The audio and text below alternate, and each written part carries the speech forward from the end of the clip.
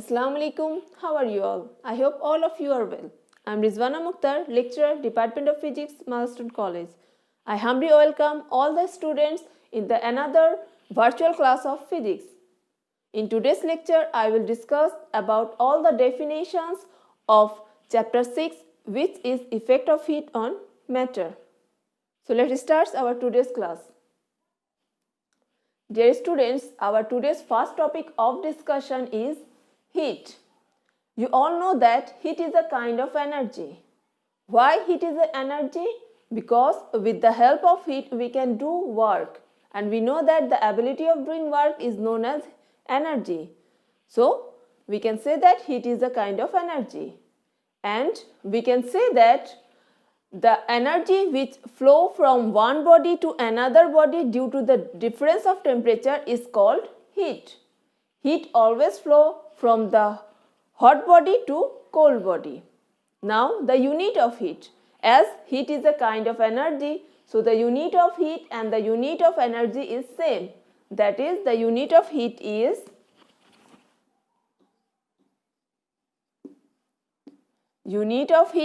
joule.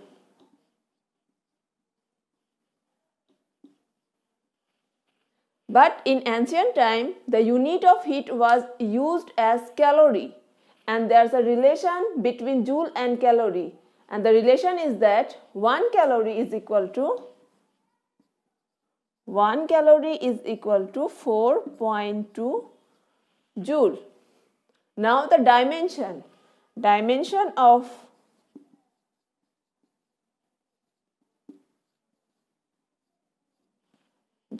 of heat is m L square T inverse 2. Our next topic is temperature. Actually, temperature is the indicator in which direction the heat will flow. So we can say that temperature is such a thermal condition of a body which indicates whether the body will receive or reject heat whenever it comes with the thermal contact with another body. The unit of temperature is Kelvin. Unit of temperature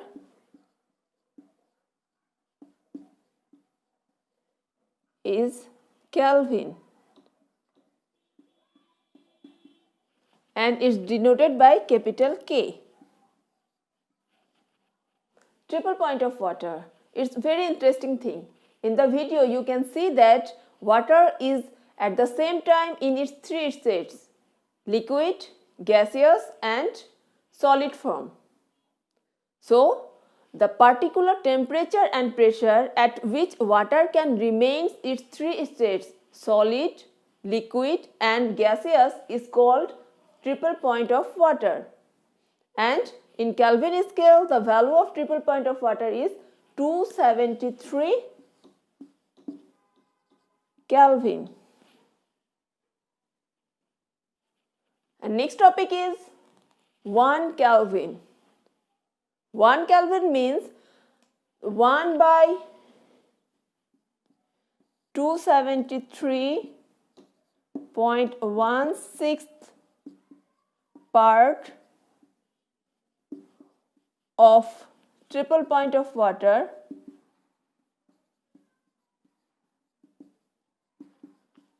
(1 by 270th part of the triple point of water is considered as 1 Kelvin. Next topic is expansion of solids. You all know that whenever we apply heat on any substance, then the substance will expand, whether it is solid, liquid or gaseous. So, firstly we are going to describe about the expansion of solids. Actually, whenever we apply heat on a solid substance, then the solid can expand in its length, area or in its volume. So firstly I am going to describe about the linear expansion and coefficient of linear expansion. So in the figure you can see that the length of a bar is L1 and whenever we apply heat on that bar, then the length is increased towards L2. So whenever heat is applied on a solid substance, then the elongation of a solid substance take place in a definite direction, and the expansion of solid in length is called the linear expansion. So here you can see that the amount of expansion is that initially the length is here, and when we apply the heat, suppose at T1 temperature the length of the solid bar is L1, and whenever we change the temperature and raisen up to T2, then the length become this. So the change of length, here you can see that the change of length is L2 minus L1. This portion is the change of length. So from here we can define the coefficient of linear expansion. Actually, coefficient of linear expansion means whenever we raisen up the temperature by 1 Kelvin, then the amount of length is changed is called the coefficient of linear expansion, and it is denoted by alpha. So we can write that alpha is equal to L2 minus L1 by L1 into T2 minus T1. And the unit of coefficient of linear expansion is, here you can see that length, here is the increase of length, then the unit is meter. Now here's also a length, that is the unit of length is meter, and this is the temperature, and you know that the unit of temperature is Kelvin. So we can say that the unit of coefficient of linear expansion is per Kelvin. Area expansion and coefficient of area expansion. You know that whenever we heaten up a solid object, then it can increase in its area. Suppose the initial area of a solid substance is A1 at T1 temperature, but if we increase the temperature by T2, then its area become A2. So we can say that with the increase of temperature, the area of solid substance will increase, and it is known as the area or superficial expansion of solid. And from this figure we can also describe the coefficient of area expansion. Here you can see that the change in area, this is the change in area, which is A2 minus A1. So we can say that if we raise the temperature by 1 Kelvin and if the area of a solid substance increased by 1 meter square, then this is known as the coefficient of area expansion, and coefficient of area expansion is denoted by beta. So we can write that beta is equal to A2 minus A1, which is change in area by A1 into T2 minus T1, which is the change in temperature, and here A1 means the initial area. So the unit of coefficient of area expansion is also per Kelvin. Now volume expansion.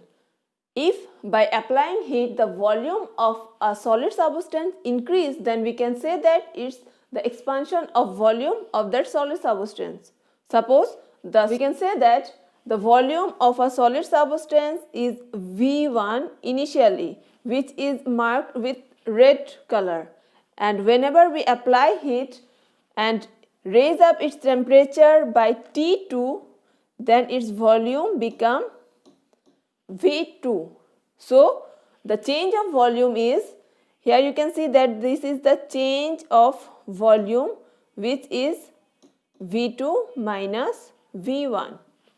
And with this diagram, we can also describe the coefficient of volume expansion, which is denoted by gamma. So we can say that by increasing the temperature of 1 Kelvin, if the volume of a solid substance increased by 1 meter cube, then it's known as the coefficient of volume expansion of the material of that solid substance.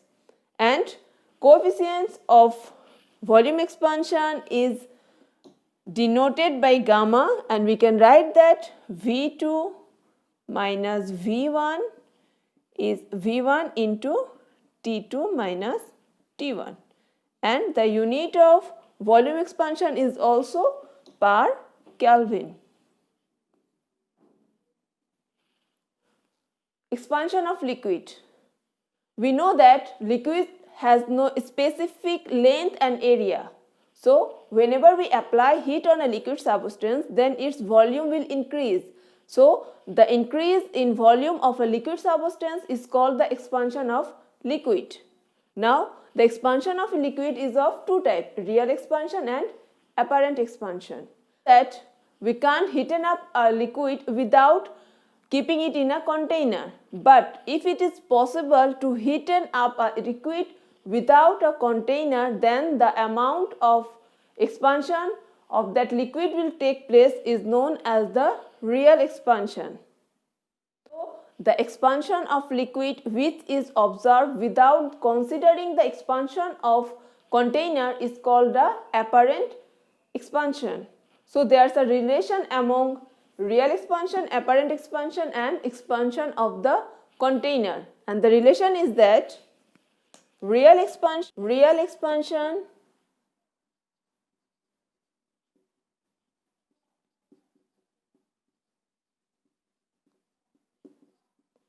is equal to apparent expansion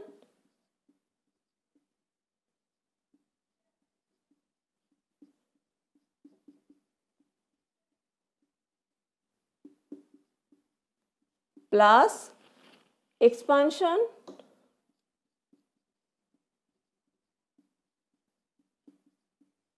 of container.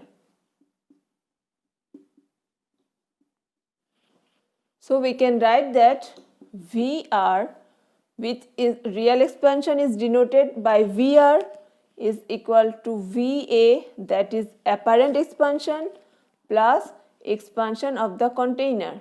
Here we are using V, that means we know that the expansion of liquid means the expansion of its volume. Thermal capacity. Thermal capacity means if we heaten up a body, then its temperature will increase. We know that. But if you want to increase the temperature of a body by 1 Kelvin, then the amount of heat is required is known as the thermal capacity. So we can say that the amount of heat is required to increase the temperature of a body by 1 unit is called its thermal capacity, and it is denoted by C. So we can say that thermal capacity or C is equal to Q, amount of heat is required to increase the temperature by 1 unit, that is del T, is called thermal capacity. And the unit of thermal capacity is, here you can see that Q means heat, and the unit of heat is joule, and del T, that is temperature, and unit of temperature is Kelvin. So the unit of thermal capacity is joule per Kelvin. Now, specific heat. Specific heat means the amount of heat required to increase the temperature of unit mass of object by unit temperature is called specific heat, and specific heat is denoted by S. So we can write that specific heat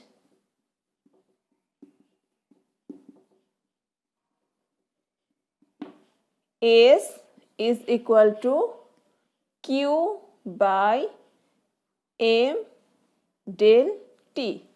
Here you can see that in thermal capacity the equation is Q by del T, but in specific heat The equation is Q by m del T. So the unit of specific heat is joule per kg per Kelvin, as the unit of mass is kg. Next topic is fusion. Fusion means to transfer a solid substance into liquid substance by applying heat. And when we apply heat and whenever the solid substance starts to melt, that point is known as the melting point of that liquid, and the temperature remain constant unless all the solid substance become liquid. Vaporization.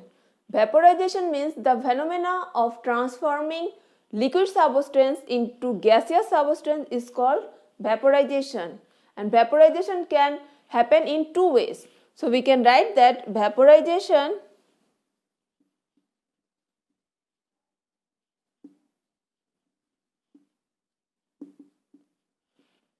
can be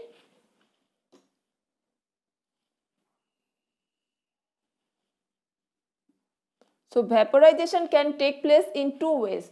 Number one is evaporation,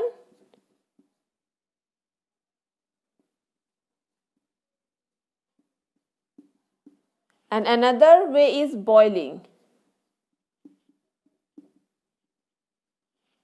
If substance slowly converted into gaseous substance, that is known as evaporation. If you kept some amount of water in a corner of your room and after 2 or 3 days you can observe that the water is decreased. So here evaporation takes place. The upper surface of the water naturally become water vapor. That process is known as evaporation. And boiling means if by increasing temperature we can change the liquid substance into water vapor, that procedure is known as boiling. Heaten up water in a container and you can see that the water vapor is produced there, and this procedure is really happen very fast. Vaporization can take place in two ways. Evaporation, in that process the water level or the liquid will convert into vapor in slowly, and boiling means in that way the liquid will convert into vapor very fast by applying heat. Now, condensation. Condensation means to convert gaseous substance into liquid substance by reducing heat is called condensation. So here fusion, vaporization and condensation, these three are really interrelated. So in short, we can say that solid to liquid is fusion.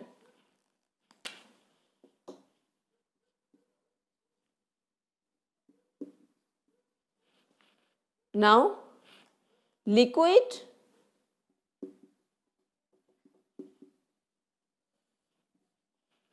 to is vaporization.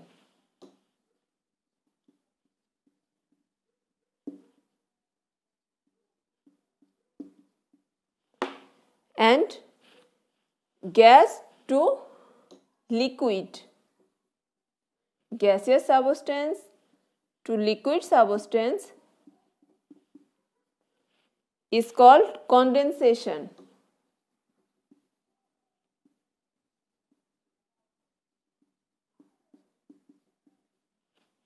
I hope this will help you to understand fusion, vaporization and condensation. The latent heat of fusion. You know that fusion means to convert a solid substance into liquid substance. But here's the interesting thing happened. When a solid substance comes to its melting point, that means when the solid starts to melt into the liquid or convert into the liquid, then in that time the temperature remains constant unless all solid is converted into liquid. Why this happened? Because in that time the heat we are applying on that substance, this heat is used to break the intermolecule. It is used to break the intermolecule bond of the molecules of that substance. So we can say that the amount of heat is required to convert a solid substance into liquid substance is called latent heat of fusion. In the similar way, the latent heat of vaporization, we can define it. The latent heat of vaporization. You know that vaporization means is to convert a liquid substance into vapor. So whenever the liquid starts to boil or come to its boiling point, then the temperature remains constant unless all liquid transfer into the vapor. So the heat is required to transfer the liquid substance into vapor substance is called the latent heat of vaporization. I hope you all understand it. All for today. Thank you for being with me. Stay home, stay safe.